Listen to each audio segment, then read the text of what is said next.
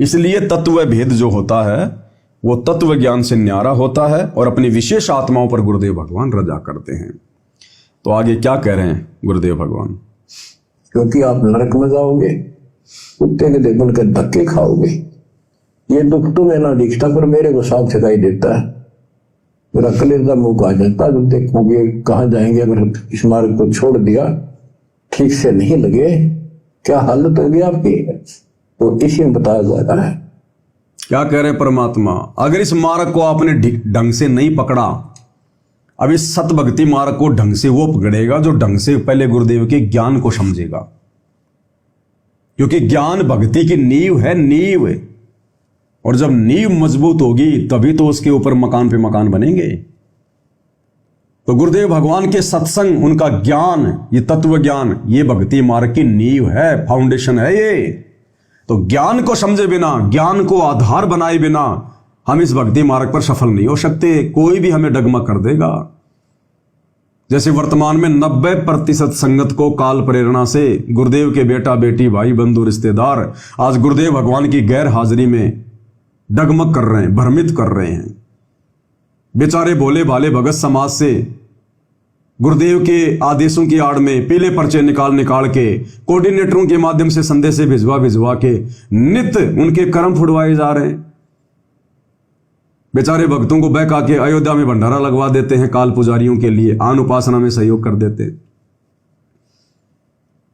धनाना गांव में स्टेडियम बनवा दिया, गुंडों की सीबीआई जांच का समर्थन करवा दिया। अरे भगत होकर, संत होकर और गैंगस्टरों की सीबीआई जांच के समर्थन में बैठ गए। बताओ, हम भगत हैं?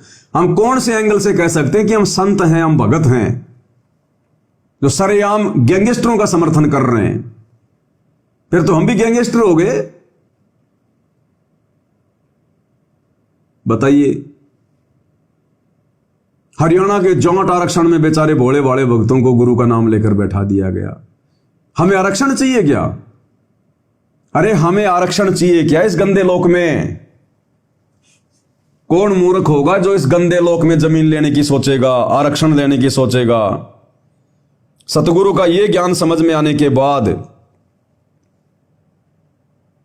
जो हमें वर्तमान में गुरुदेव भगवान दे रहे हैं बार बार, ये ज्ञान समझ में आने के बाद कोई मूर्ख होगा, कति मूर्ख,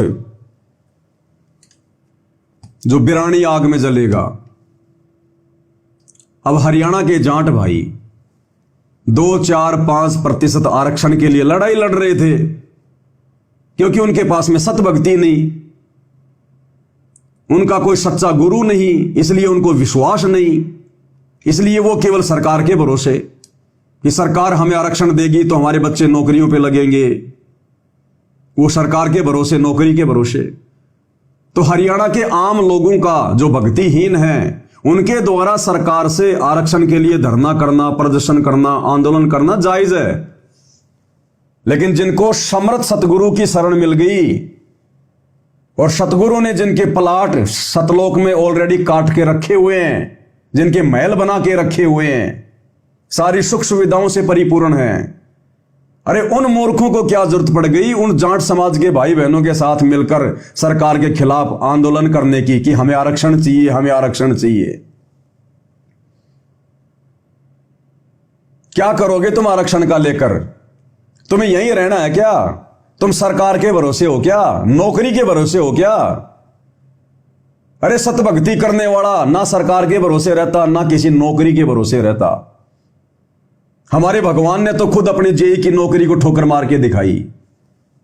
आप और हमें शिक्षा देने के लिए कि बच्चों मेरे से बार बार नौकरी की डिमांड ना करना कि गुरुजी मेरा लड़का इंटरव्यू में पास हो जाए, मेरा लड़का नौकरी लग जाए, आशीर्वाद देना। गुरु ने खुद अपनी नौकरी छोड़ के दिखाई जेई की कि नौकरी भी भक्ति मार्ग में बाधक है।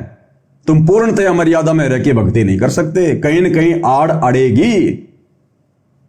अरे राजाओं ने तो राज छोड़ दी इस परमात्मा के लिए, भक्ति के लिए। अब्राहिम सुल्तान ने कितना विशाल राज्य त्याग दिया केवल अपने आत्म कल्याण के लिए। और हम 4% आरक्षण के लिए जाटों के साथ मिलकर सरकार को दोषी जो करार दे रहे हैं। हम सरकार के खिलाफ धरने प्रदर्शन कर रहे हैं, जाट आरक्षणों में जाके बैठ रहे हैं।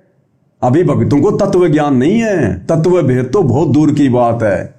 जिसको तत्व ज्ञान हो जाएगा ना, वो फिर सरकार के आगे आरक्षण के लिए हाथ नहीं फैलाएगा और ना किसी का साथ देगा। तो बेचारे भोले भाले भक्तों को बैठा दिया जाट आरक्षण में, आरक्षण की आग में भक्तों को भी जला दिया। और गुरुदेव भगवान क्या कह रहे हैं कि जिसको ये ज्ञान समझ में आ गया, इस काल की गंदी व्यवस्था जिसको समझ में आ गई कि भाई सदा तो यहां रहना नहीं है, और जितनी भी आत्माएं आती हैं, मनुष्य जन्म प्राप्त करती हैं, वो चाहे मेरे बेटा बेटी के रूप में हो, पोता पोती के रूप में हो, या कोई आड़ोसी पाड़ोसी रिश्तेदार हो, सब अपनी किस्मत लिखवा के लेके आते हैं। धर्मराज के दरबार से सब अपना भाग्य लिखवा के लाते हैं। कोई अपने माता पिता के भरोसे नहीं आता, अपने चाचा ताऊ के भरोसे कोई जन्म नहीं लेता। सब अपनी किस्मत लिखवा के लेके आते हैं, जिंदगी में क्या मिलना है क्या नहीं मिलना है। तो जब ये ज्ञान हमें हो जाएगा गुरुदेव के सत्संगों से कि ये तो नश्वर लोक है, झूठा लोक है, कब मर जाए कोई भरोसा नहीं, यहां पर कब हमारी टिकट कट जाए, कब यहां से जाना पड़ जाए, और प्लानिंग कर रहे हैं हम बड़ी बड़ी कोठियां बनाने की। गधे और बैल की तरह पहले कमाएंगे, फिर 100-200 गज का कोई प्लाट लेंगे 20-30 लाख रुपए का, फिर 20-30 लाख रुपए उसके ऊपर उन पत्थरों में बर्बाद कर देंगे बनाने में। तो गुरुदेव कह रहे हैं ये तो बिल्कुल मूर्खता है, मूर्खता भगत के लिए। भगत को तो अगर कोई फ्री में भी प्लाट देना कि लो भगत जी ये 200 गज का प्लाट है, तुम रख लो और तुम इसके ऊपर मकान बना लो, भाई माफ करना, मेरे पास ना तो इतना समय है और ना मेरे पास में इतना धन है, और ना मैं ये बेवकूफी कर सकता इस प्लाट के ऊपर 5 लाख रुपए की और जो है भाई कोई साइड बनाने के लिए। मुझे तो परमात्मा जैसा रख रहा है, जिस हाल में रख रहा है, मैं किराए पे हूं या मेरी टूटी फूटी झोपड़ी है, बस मैं खुश हूं भाई। मैंने भक्ति तो करनी है, और करना क्या है, मैंने दिखाना किसको है, करना क्या है मुझे। मैं साथ लेके जाऊंगा ये पैसे, ये पत्थर मैं साथ लेके जाऊंगा क्या? प्लाट में जो खरीद रहा हूं, इतने पैसे वेस्ट कर रहा हूं, अरे इतने पैसे मैं दान धर्म में लगाऊंगा ना, परमात्मा मुसीबत में मेरे सामने खड़ा मिलेगा। देते को हरि देत है जहां तहां से आण, अण देवा मांगत फिरियो साहिब, सुने ना कान। इन पत्थरों में, इस प्लाट में जो मैं पैसा बर्बाद कर रहा हूं, मेरे क्या काम आएगा? ये रहने को तो मैं ऑलरेडी रह रहा हूं ना, मैं किसी पुड़िया के नीचे थोड़ा ना पैदा हुआ हूं। परमात्मा ने जिसको अपनी शरण में लिया है तो ठीक ठाक घर में पैदा किया है, चाहे खुद का मकान हो चाहे किराए का मकान हो, तो रह तो रहा ना आदमी। अब मैं क्यों बर्बाद करूं ये पैसा? ये पैसा मैं मेरे गुरुदेव भगवान की सेवा में लगाऊंगा, उनके चरणों में समर्पित करूंगा, मेरा मोक्ष का रास्ता आसान हो जाएगा। मैं मूर्ख हूं जो मैं पत्थरों में पैसा बर्बाद करूंगा। और इस सत्संग में परमात्मा क्या कह रहे हैं भाई और बहनों, देखो कुछ बातें गुरुदेव आप और हमारी कॉमन सेंस के ऊपर छोड़ देते हैं। जैसे कई बार गुरुदेव कहते हैं ना कि मकान तो होना चाहिए, आवश्यकता के अनुसार मकान बनाओ, ज्यादा बकवाद ना करो। वो भी गुरुदेव बिल्कुल परम सत्य है, जो बात गुरुदेव कह रहे हैं वो भी परम सत्य है। वो बात गुरुदेव कह रहे हैं तत्व ज्ञान के आधार से। और जब आपको ये तत्व भेद समझ में आ जाएगा, फिर आप मकान बनाने की सोचोगे भी नहीं, फिर आप सोचोगे भी नहीं मकान बनाने की, जब आपको तत्व भेद समझ में आ जाएगा। अगर मैं मकान नहीं बनाऊंगा और यदि मैं सतगुरु रामपाल जी की भक्ति मर्यादा में रह के यदि मैं वो करूंगा, तो क्या परमात्मा मुझे रोड पे सुलाएगा? तो क्या परमात्मा मुझे भूखा रखेगा? जिस परमात्मा ने मुझे करने के लिए भजन दिया है, क्या खाने के लिए भोजन नहीं देगा?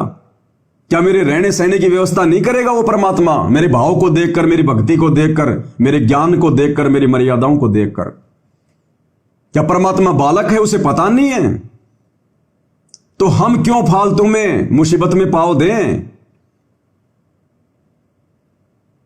अरे गुरुदेव भगवान की सेवा में तो बड़ी मुश्किल से लोग 10वां अंश निकाल पाते हैं, बड़ी मुश्किल से 10वां अंश निकलता है। और वो जमीन में पैसा बर्बाद करने के लिए, वो प्लाट खरीदने के लिए हम लोग ना जाने कितना पैसा बर्बाद कर देते हैं। और क्या काम आया फिर? वो सिर्फ रहने के काम आएगा, इससे ज्यादा काम नहीं आएगा। तो हम सतगुरु के भरोसे, सतगुरु के आश्रय हैं, हमारी व्यवस्था सतगुरु करेगा। चिंता तो हरि नाम की और न चिंता दास। केवल भक्ति और मर्यादाओं की चिंता होनी चाहिए, वो प्लाट बनाने की चिंता नहीं होनी चाहिए। कल को लड़के बड़े हो रहे हैं, उनकी शादी करेंगे, कहां रहेंगे, ये हमारी टेंशन है क्या? मां के गर्भ से बाहर आके मैं कहां रहूंगा, क्या खाऊंगा? अगर हम टेंशन भी करते तो क्या बाहर आके हमें खाना नहीं मिलता क्या? जब भगवान माता पिता देगा तो क्या परमात्मा खाने को भोजन नहीं देगा? क्या परमात्मा रहने के लिए मकान नहीं देगा? तो हमने चिंता केवल परमात्मा के भजन की, मर्यादाओं की, भक्ति की, आत्म कल्याण की, बाकी चिंता इस परमात्मा की है। तो क्या कह रहे हैं गुरुदेव भगवान? जो भाई बहन 150 गज के प्लाट के लिए मारामारी में लग जाते हैं, दोनों मियाँ बीबी मिलके दिन रात बैल और गधे की तरह कमाने में लग जाते हैं, भक्ति को महत्व कम, उस प्लाट के लिए धन कमाने को महत्व ज्यादा, ये तत्व ज्ञान नहीं है। अब गुरुदेव क्या कह रहे हैं? अगर आपको कोई फ्री में भी प्लाट देना कि ले भाई एक सस्ता सा प्लाट मिल रहा है, खरीद ले, या ले ले एक प्लाट ले ले, तो गुरुदेव कह रहे हैं कि बस भाई हाथ जोड़ लेना, अब तो सतलोक में प्लाट लेंगे, सतलोक में। क्या कह रहे हैं गुरुदेव भगवान? तो पुण्यात्माओं, आज जो आप यहाँ की संपत्ति, कोठी, कार, बंगला बनाने में अपना जीवन नाश कर रहे हो, ये गुड़िया वाला खेल खेल रहे हो, गुड़िया वाला। और जिस समय आपकी ये मैच्योर हो जाएगी, तत्व ज्ञान, आपकी बुद्धि, आपके विचार परमात्मा के अध्यात्म ज्ञान से, तत्व भेद, फिर आपको कोई कहेगा ना ये कोठी बना ले, बंगला बना ले, आज एक प्लाट दिवाऊं, लोग बस भाई ये तो सतलोक में प्लाट खरीद देंगे, यहाँ तो बतेरे खरीद लिए। अब बताओ कौन मूर्ख होगा जो सतगुरु का भगत होकर नश्वर चीजों में पैसा बर्बाद करेगा, पत्थरों में पैसा बर्बाद करेगा, इस जमीन को खरीदने में पैसा बर्बाद करेगा? अरे ये तो जिन लोगों को ज्ञान नहीं है, जिनको समझ नहीं है, जिनको तत्व ज्ञान नहीं है, जिनको सतगुरु का सहारा नहीं है, वो लोग इस प्रकार से अपना सिर मारते हैं मिट्टी में। हमें परमात्मा रख रहा ना, चाहे किसी को किराए के मकान में रख रहा है, चाहे किसी का खुद का मकान है, बाप दादे का मकान है, जैसा भी है रख रहा है ना मैं भगवान। और आने वाले समय में क्या होगा? ये युग परिवर्तन का दौर चल रहा है, कटनी छटनी सब होगी, और ये बिल्डिंगें जो आज तुम्हें दिखाई दे रही है ना, जिनको लोग बना रहे हैं बेचने के लिए, किराए पे चढ़ाने के लिए, ये खाली पड़ी रहेंगी, खाली रह लेना इनमें, तुम्हारी इच्छा भी नहीं करेगी उनमें रहने की। कबूतर अंडे देंगे, कबूतर अंडे। गाजा में जाके देख लो एक बार, जा नहीं सकते तो सोशल मीडिया पर वीडियो देख लो, पूरा का पूरा शहर कई कई किलोमीटर में बिल्कुल साफ हो गया। जिन्होंने 50-50 मंजिल की बिल्डिंगें बना रखी थी और सोच रहे थे बस हमारी तो 7 पीढ़ियां बस इसी में खाएंगी कमाएंगी, आज वो लेके कटोरा एक एक मुट्ठी चावल के लिए लाइन में लग रहे हैं। तो क्या करोगे बना के मेरे भाई? अरे भक्ति बनाओ, भक्ति, सतलोक जाने वाली भक्ति, उसमें ध्यान दो, सतगुरु को खुश करो, सतगुरु को प्रसन्न करो, ज्यादा समय ज्यादा चिंतन इस परमात्मा की भक्ति में लगाओ, सत्संग सुनने में लगाओ, सुमरण में लगाओ। मकान बनाने के क्या क्या तरीके हैं, ये प्लाट कैसे खरीद सकता हूं, कहां से लोन लूंगा, है ओवर टाइम करूंगा, इन चीजों में दिमाग लगाओगे बहुत पीछे रह जाओगे, बहुत पीछे।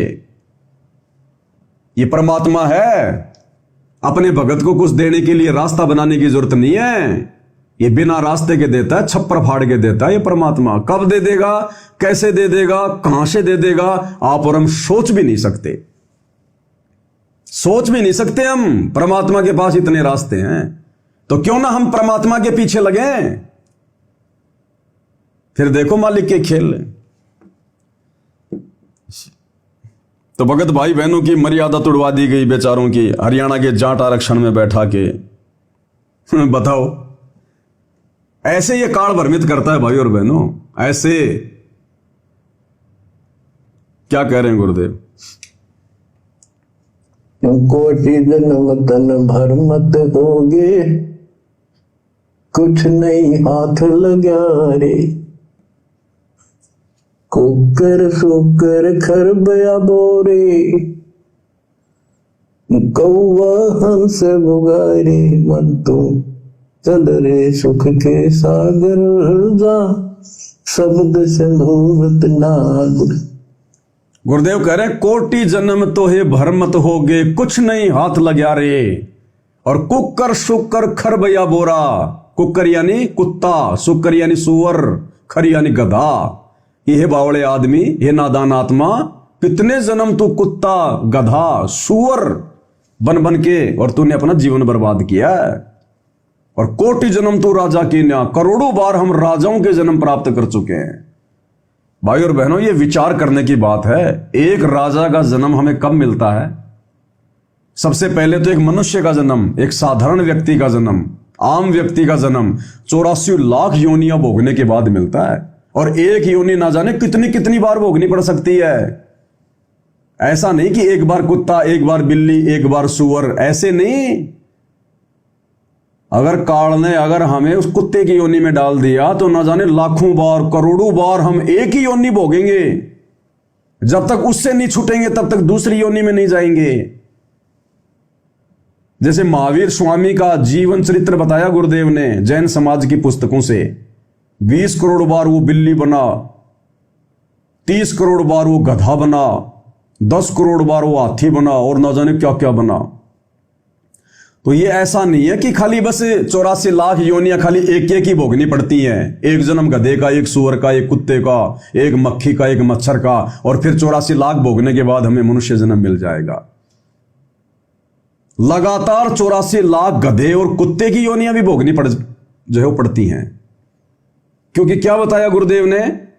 शराब पीवे कड़वा पानी, 70 जन्म कुत्ते के जानी। गुरुदेव ने बताया एक प्याला शराब का पीने से जब आदमी एक बार पीने बैठता है तो 3-4 कप पी जाता है।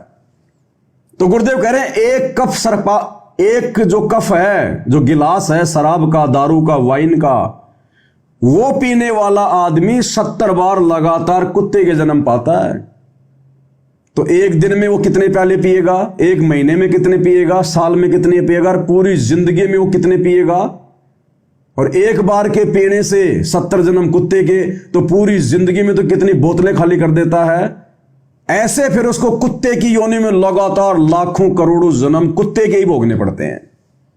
फिर उससे बाहर निकलने के बाद फिर दूसरी योनि में ऐसे 84 लाख योनियां भोगने के बाद एक मनुष्य जन्म मिलता है। और ऐसे करोड़ों मनुष्य जन्म मिलने के बाद फिर हमें एक ढंग का मनुष्य जन्म मिलता है, राजा का या सेठ का या साहूकार का। हर मनुष्य योनि में हम सेठ साहूकार नहीं बनते। और ऐसे करोड़ों बार तो हम राजा बन चुके हैं। कोटि जन्म तो ये भरमत हो गए, कुछ ने हाथ लग्या रे। और गुरुदेव कहते हैं कोटि जन्म तू राजा की न्या, और मिटी न मन की आशा, भिक्षुक होकर दर दर घूम लिया, मिला न निर्गुण राशा। तो एक राजा का जन्म मिलता है लाखों करोड़ों सामान्य व्यक्ति का शरीर प्राप्त करने के बाद, और एक सामान्य शरीर मिलता है 84 लाख योनियां भोगने के बाद।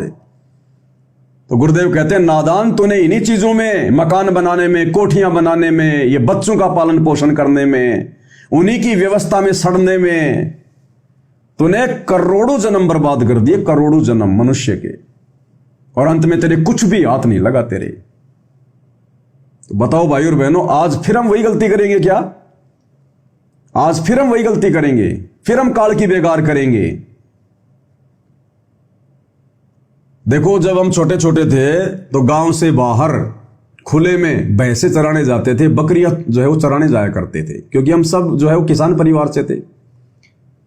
तो जब बरसात हो जाती थी हल्की हल्की, चौमासे के टाइम पर, बरसात के समय में, तो जब जोहड़ में या बाहर खेतों में जब जाते थे तो हम देखते थे कि जो दीमक होती है ना, दीमक, ये जमीन में अपने मकान बनाती है, लंबे लंबे मिट्टी के, लंबे लंबे मिट्टी के से मकान बनाया करती थी। ये ऐसे लंबी सी लाइन लगा देती थी मिट्टी की, लंबी लंबी लंबी लंबी।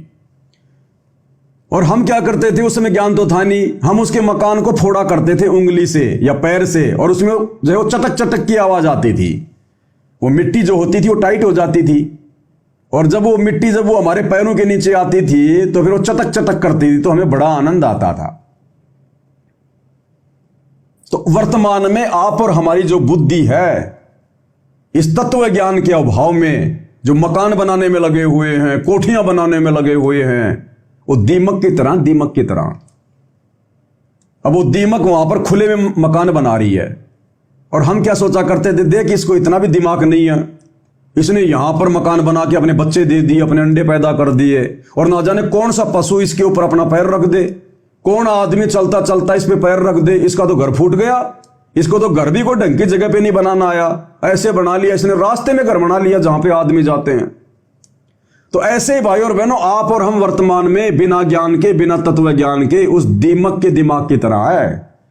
हम ऐसी जगह पर प्लाट बनाना, मकान बनाना, जमीन खरीदना, फार्म हाउस खरीदना, हम ऐसे गंदे लोक में खरीद रहे जहां कोई भरोसा नहीं, कब भूकंप आ जाए, कब यहां बाढ़ आ जाए, कब यहां पे सूखा पड़ जाए, कब यहां पर जो है अकाल गिर जाए, कब हमारा वो मकान नष्ट हो जाए, कब यहां पे हम मर जाएं, और फिर भी हम लोग अंधी दौड़ में दौड़ रहे हैं। तो जिनको ज्ञान नहीं है वो तो ऐसी नासमझी दिखा सकते हैं, लेकिन जिनको सतगुरु मिल गया, सतज्ञान मिल गया, और ऐसी जगह की जानकारी मिल गई जहां पर प्लाट ना खरीदने की जरूरत, ना बनाने की जरूरत, बने बनाए रखे हमारे, और ना वहां कोई बाढ़, ना कोई भूकंप, ना कोई आग लगना, ना कोई पानी में मरना, ना कभी हमने वहां से अपना फिर वो शरीर छोड़ना, ना कभी उन सुखों से दूर होना, शाश्वत सुख, अविनाशी सुख। और उस जगह की तैयारी ना करके हम यहीं पर मिट्टी के खिलौने बना रहे हैं। इसलिए परमात्मा कहते हैं, तेरे साथ की कितनी जाली तू क्यों लारी वार, तेरे साथ की कितनी जाली तू क्यों लारी वार, गुड़िया खेलत उमर गवाई लाया ए नहीं विचार, मालिक घर जाना है तू तो होले सुहागण सुरता त्यार, मालिक घर जाना है तेरा सुन शिखर भर तार, मालिक घर जाना है। गुरुदेव कह रहे हैं, भाई तेरा घर वो है सुन शिखर में, सतलोक में, सबसे ऊपर तेरा भरतार, तेरा परमात्मा, तेरा परमेश्वर वहां रहता है, और तू तो यहां पर ये गुड्डा गुड्डी का खेल खेल रहा है। बच्चे उच्चे पैदा करना, उनके पालन पोषण में लगे रहना, ठीक है, जो जिम्मेदारियां हैं वो जिम्मेदारियां भी निभानी है, लेकिन आवश्यकता से ज्यादा नहीं, उन्हीं में नहीं मरना। कहते हैं तो गुड्डा गुड्डी वाला खेल है, अंत में फिर तू पछताएगा। ना तेरे ये संपत्ति हाथ आएगी, ना ये तेरे कार कोठी तेरे साथ चलेंगी, और अंत में जो इतना जुगाड़ तू जोड़ के जो बैठ जाएगा ना मूर्खता में, जब तेरा अंत समय आएगा तेरी आस्था इन्हीं चीजों में रहेगी। कहते नंगा आदमी नहाएगा क्या, निचोड़ेगा क्या? तो जिसके पास कुछ नहीं होगा, केवल सतगुरु के आश्रय होगा, सतगुरु के सहारे होगा, उसकी आस्था बनेगी नहीं किसी चीज में, क्योंकि उसने ऐसी कोई चीज अपनी बनाई नहीं, कोई रखी नहीं। ऐसा नहीं है कि जिन लोगों के खुद के मकान हैं, प्लाट हैं, कि भाई हम क्या करें, ये तो हमारे नाम पे है, हमने खरीद लिए, अब ये तो हमें बांध देंगे, हमें फांस देंगे। नहीं, इस नाम उपदेश से पहले, ये ज्ञान होने से पहले, और विशेषकर साध संगति से जुड़ने से पहले, हमने मूर्खता में या ना समझे में जो भी ले लिया, खरीद लिया, कोई दिक्कत नहीं है, उनमें रहेंगे, वहीं रहेंगे, सारी व्यवस्था है। लेकिन अब हमें ज्ञान हो गया, तत्व ज्ञान हो गया, अब हम समझदार हो गए, अब हमारी आस्था उन चीजों में नहीं बनेगी, और आगे हम ऐसी फालतू की चीजें बनाने में समय और पैसा बर्बाद नहीं करेंगे। कबीर परमात्मा सतगुरु रामपाल जी भगवान के समझाने का मतलब यह है कि आज से पहले चाहे तुम्हारे बाप दादे का मकान तुम यूज कर रहे हो, या तुमने अपना कोई मकान बना लिया, अब ठीक है उसमें रहो, उसको छोड़ा नहीं जाएगा, लेकिन आगे फालतू में आफत में पैर मत दो। उस बेटे के लिए मकान बना दूं, दूसरे के लिए दूसरा प्लाट बना दूं, 3 मंजिल खड़ी कर दूं, आगे ऐसी सोच मत रखो, आगे अपना दिमाग फालतू में बर्बाद मत करो, परमात्मा की भक्ति में ध्यान दो। वो सतगुरु करेगा, फिर आगे सतगुरु देखेगा फिर आगे क्या करना है, क्या नहीं करना है। अरे लोग हिंदुस्तान से विदेश में जाते हैं काम करने के लिए, 2 साल के लिए, 3 साल के लिए, तो विदेश में जब आदमी जाता है तो वहां खुद का मकान बना के रहता है क्या, कि मैं 2 साल के लिए यहां पर फैक्ट्री में काम करने आया हूं, कंपनी में काम करने आया हूं, 2 साल के बाद मुझे वापस जाना है। उसको पता है कि तेरा वीजा 2 साल का या 3 साल का। तो वो आदमी जो हिंदुस्तान से बाहर विदेश में जाता है फैक्ट्री में काम करने के लिए, क्या उस फैक्ट्री में काम करने के लिए वो अपना खुद का वो प्लाट खरीद के मकान बनाता है क्या? उसको पता है कि ये धरती तेरी नहीं है, ये जमीन तेरी नहीं है, ये देश तेरा नहीं है, पहली बात तो तू यहां मकान नहीं बना सकता, और अगर तूने बना लिया तो तुझे तो भाई जाना पड़ेगा यहां से। तो जब हमें यह ज्ञान हो जाएगा भाई और बहनों कि यह काल का 21 ब्रह्मांड, ये पृथ्वी लोक, ये हमारा देश नहीं है, हमारी जमीन नहीं है, हम तो यहां पर थोड़े बहुत समय के लिए वीजा लेकर आए हैं। उस कबीर भगवान ने हमारी जमानत करवाई है, काल से हमारे को वीजा दिया है। इस पृथ्वी लोक पर जाकर जैसे वो कमाने के लिए जाता है, वो दिन रात उसका एक ही होता है उसका टारगेट कि दिन रात मेरे पास में 3 साल का समय है, जितना कमा लूं उतना कमा लूं। बार बार विदेश नहीं आया जाता, ओवर टाइम करेगा, वो छुट्टियां भी बहुत कम करेगा। उसको पता है कि तेरे पास केवल 3 साल हैं, और वहां ना कोई प्लाट खरीदेगा, ना कोई मकान खरीदेगा, ना फालतू की चीजें खरीदेगा, क्योंकि उसको हकीकत का पता है कि तुझे यहां से जाना है। तो जब हम भक्तों को गुरुदेव के ज्ञान आधार से पता चल जाएगा कि ये 21 ब्रह्मांड हमारा नहीं है, ये जमीन हमारी नहीं है, ये लोक हमारा नहीं है, और ना हम यहां परमानेंट रहेंगे। यहां तो हम 60-70 साल का वीजा लेके आए हैं, परमात्मा ने काल से हमारी जमानत करवाई है। किस लिए? भक्ति के लिए। तो जिस प्रकार वो विदेश में जाकर धन कमाने वाला रात दिन धन ही कमाता है, इसी प्रकार ये मनुष्य जन्म परमात्मा ने हमें भक्ति करवाने के लिए दिया है। तो हमने ज्यादा से ज्यादा इस पृथ्वी लोक पर, क्योंकि ये जो पृथ्वी लोक है परमात्मा ने इसको मुक्ति खेत बताया है। इस 21 ब्रह्मांड में केवल ये पृथ्वी लोक ही है जहां पर मनुष्य जन्म प्राप्त करके हम भक्ति कर सकते हैं। अन्य लोकों में भक्ति नहीं कर सकते। भक्ति करोगे तो मोक्ष प्राप्त नहीं कर सकते। तो हमें इस पृथ्वी पर गुरुदेव भगवान ने काल से जमानत करवा के केवल भक्ति के लिए पटकाया है। और हम लग गए मकान बनाने में, 3-4 मंजिल बनाने में, बच्चों को बड़ी से बड़ी नौकरी दिलाने के लिए उनको पढ़ाने में। अरे ये नौकरी हमने कोई ये शिक्षा अपने बच्चों को नौकरी के लिए नहीं दिलानी भक्तों ने। देखो जगत को तो ज्ञान नहीं है, समझ नहीं है, वो तो केवल नौकरी के भरोसे, अपने बच्चों के भरोसे हैं कि आज बच्चों को पढ़ाएंगे लिखाएंगे, नौकरी लगाएंगे, कल को हमारा सहारा बनेगा। ना आप और हम भक्तों ने ना तो अपने बच्चों के भरोसे जीवन जीना, और ना हमने ये आस लगानी कि बुढ़ापे में मेरा बेटा मेरा सहारा बनेगा। बिल्कुल भी नहीं। सबसे मूर्ख भगत होगा जो अपने बेटा बेटियों के आसरे, उनकी नौकरी के आसरे अपना बुढ़ापा काटने का सोचेगा। सतगुरु का भगत होकर सारा सतगुरु देगा। वो बेटा अगर तेरे से पहले चला गया तो जिस बेटे को पढ़ा रहा लिखा रहा, बड़ी बड़ी कोचिंग में भेज रहा है, अगर वो नौकरी नहीं लगा तो गारंटी है नौकरी लग जाएगा। तो तेरा पैसा भी बर्बाद, तेरी उम्मीदों पे भी पानी फिर जाएगा, और ना ढंग से तू भक्ति कर पाया। तो भगत होकर यदि कोई अपने बच्चों को आवश्यकता से ज्यादा शिक्षा, आवश्यकता से ज्यादा क्यों, केवल अपने बच्चों को 10वीं 12वीं तक पढ़ाओ, लास्ट 12वीं भी ज्यादा है, 8वीं 10वीं तक अपने बच्चों को पढ़ाओ, नॉर्मल स्कूल में पढ़ाओ, लिखना पढ़ना आ जाए बस। उसके बाद उसको भक्ति पे लगाओ। कोई छोटा मोटा अपने धंधे में रखो, या कोई धंधा खोल के दो छोटा मोटा, और धंधा भी ऐसा करके दो जिसमें ज्यादा दिमाग ना पचाना पड़े। उस धंधे में भक्ति भी आसानी से हो जाए। उसको कंप्यूटर मास्टर मत बनाओ, उसको साइंटिस्ट मत बनाओ। वो सारा दिमाग तो उसका कंप्यूटर चाट जाएगा, भक्ति क्या खाक करेगा। और गुरुदेव कहते हैं हमने काम करते करते भी भक्ति करनी है। अब कंप्यूटर वाला काम करते करते समय कैसे भक्ति करेगा? मजदूर तो कर लेगा, किसान तो कर लेगा, वो कैसे कर लेगा?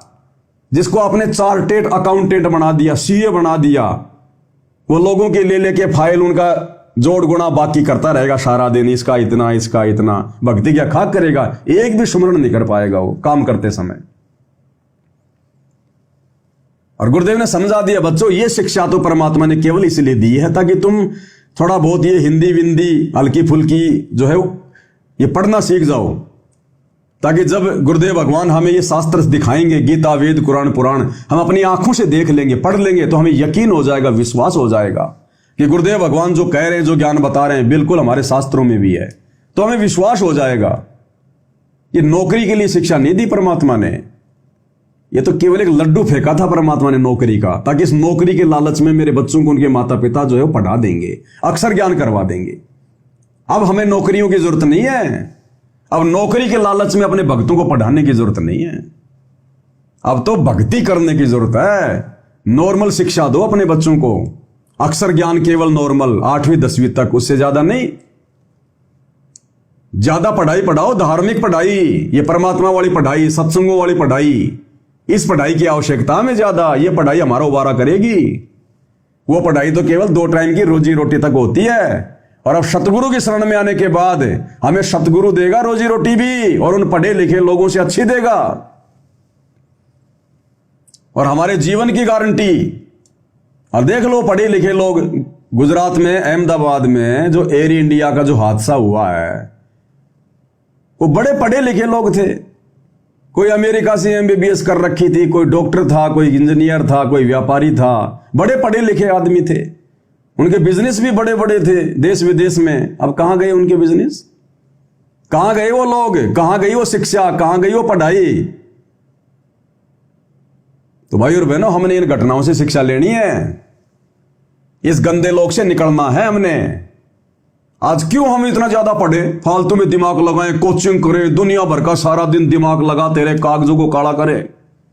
आज तो चलो आपने पढ़ लिख के जो मतलब जज की उपाधि प्राप्त कर ली, जज बन गए तुम। कितने दिन नौकरी करोगे, कितने दिन रहोगे, और उस नौकरी में तुम कितना अच्छा काम कर सकते हो? अपने कर्म फोड़ोगे। और यह शरीर छूटने के बाद फिर कहां गई तुम्हारी पढ़ाई? फिर अगर तुम्हें कोई मनुष्य जन्म मिला, फिर से तुम्हें वही पढ़ाई पढ़नी पड़ेगी। क्यों भाई? तूने पिछली बार खूब पढ़ाई पढ़ी थी ना, कहां गई तेरी पढ़ाई? क्यों भूल गया वो?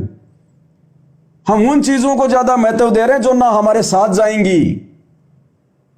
और ये भक्ति, इस जन्म में मान लो आपने भक्ति करी 10 साल और आपका शरीर छूट गया, अगला जन्म आपका फिर हो गया इंसान का, वो भक्ति आपके साथ में रहेगी, वो भक्ति आपके साथ में रहेगी, वो पढ़ाई साथ में नहीं रहेगी। आपने वर्तमान में 20 भाषाएं सीख ली, अंग्रेजी, चाइनीज, जर्मनी। अगले जन्म में दोबारा से जब तुम्हें जन्म प्राप्त होगा, ना तुम्हें चाइनीज आएगी, ना तुम्हें जर्मनी आएगी, दोबारा से सीखनी पड़ेगी, दिमाग लगाना पड़ेगा। जिस देश में पैदा होगे केवल वही एक भाषा आएगी वहां की तुम्हें, वो भी तुम्हारे माता पिता से तुम्हें सीखनी पड़ेगी। तो हम वो धन जोड़ें जो धन यहां भी हमारा पूर्णतया साथी, और जो धन शरीर छोड़ने के बाद भी हमारे साथ में रहेगा, वो भक्ति धन। कबीरा सब जग निर्धना, धनवंता ना कोई, और धनवंता सो जानिए जाके पास राम नाम धन होए। अब ये बड़े बड़े पैसे वाले, बड़े बड़े व्यापारी, अब जैसे मुकेश अंबानी है, कहते हैं भारत का सबसे ज्यादा धनी आदमी है, 20 लाख करोड़ रुपए की संपत्ति है, और पूरी जिंदगी भाई उसी को बढ़ाने में लग रहा है, पूरी जिंदगी अपने बच्चों को भी उसी धंधे में लगा दिया, और कल को मुकेश अंबानी भी मरेगा। अब बताओ, वो भाई उस परिवार में नहीं आ सकता, उस संपत्ति के ऊपर अधिकार नहीं जमा सकता दोबारा। तो बताओ क्या जोड़ा उसने? जो पूरी जिंदगी जोड़ा, 1 सेकंड में छोड़ दी, और अगले जन्म में उस संपत्ति के उसको आसपास भी कोई नहीं फटकने देगा, आसपास भी। और क्या पता एक सामान्य व्यक्ति का जन्म हो जाएगा, क्योंकि भक्ति तो की नहीं उसने, पिछले जन्म की भक्ति खाई, वो खर्च कर दी, अगला उसको एक सामान्य व्यक्ति का जन्म मिल जाएगा वहीं पर उसकी बिल्डिंग के पास में। और जो गाड़ियां वो खरीद के गया था पहले 15-15 करोड़ की, क्या पता उन गाड़ियों को साफ करने की उसको नौकरी मिले। अब वो भाई अपनी 15 करोड़ की गाड़ी को जो पिछले जन्म में उसने खरीदी थी, अब सुबह सुबह उसके पानी मार रहा है, और महीने के 2-4 हजार रुपए कमा रहा है बस। अरे त्रेता युग में सुग्रीव का भाई कौन था? बाली। और श्री रामचंद्र जी से भी ज्यादा पावरफुल था, ताकतवर था। श्री रामचंद्र जी की भी हिम्मत नहीं पड़ी उसके आमने सामने होकर लड़ाई करने की। उसको ब्रह्मा जी से वरदान प्राप्त था कि बाली, अगर तेरे आमने सामने होकर कोई युद्ध करेगा वो तेरे से जीत नहीं पाएगा। श्री रामचंद्र जी ने, विष्णु जी ने धोखे से तीर मारा, इतना ताकतवर था। रावण भी हार गया था उसके सामने। रावण ने भी अंत में उससे दोस्ती कर ली थी कि बाली मैं तेरे से नहीं जीत सकता। और वो बाली फिर द्वापर युग में जब दोबारा से उसने मनुष्य जन्म प्राप्त किया, तो क्या जन्म प्राप्त किया? शिकार मार मार के खा रहा है, खरगोश मार मार के, भील बन गया, भील। 2 कौड़ी जेब में नहीं, इतनी सी उसके पास में कोई पावर नहीं, कोई शक्ति नहीं जो चमत्कार कर दे, और खरगोश मार मार के, हिरण मार मार के खा रहा है जंगल में। वही बाली वाली आत्मा जो बालिया बना द्वापर में, क्योंकि जो उसकी शक्ति थी, जो पावर थी, काल ने त्रेता युग में समाप्त करवा दी। और उस समय उसने कोई भक्ति की नहीं। अगला जन्म मिल गया एक सामान्य व्यक्ति का। तो गुरुदेव भगवान हमें समझाना चाहते हैं कि हम वो धन जोड़े जो धन इस जन्म में भी हमारा साथ देगा, क्योंकि भक्ति से ही आदमी की बुराइयां छूटती हैं, भक्ति से ही आदमी के संकट छूटते हैं और भक्ति से ही उसको अगला अच्छा जन्म मिलता है।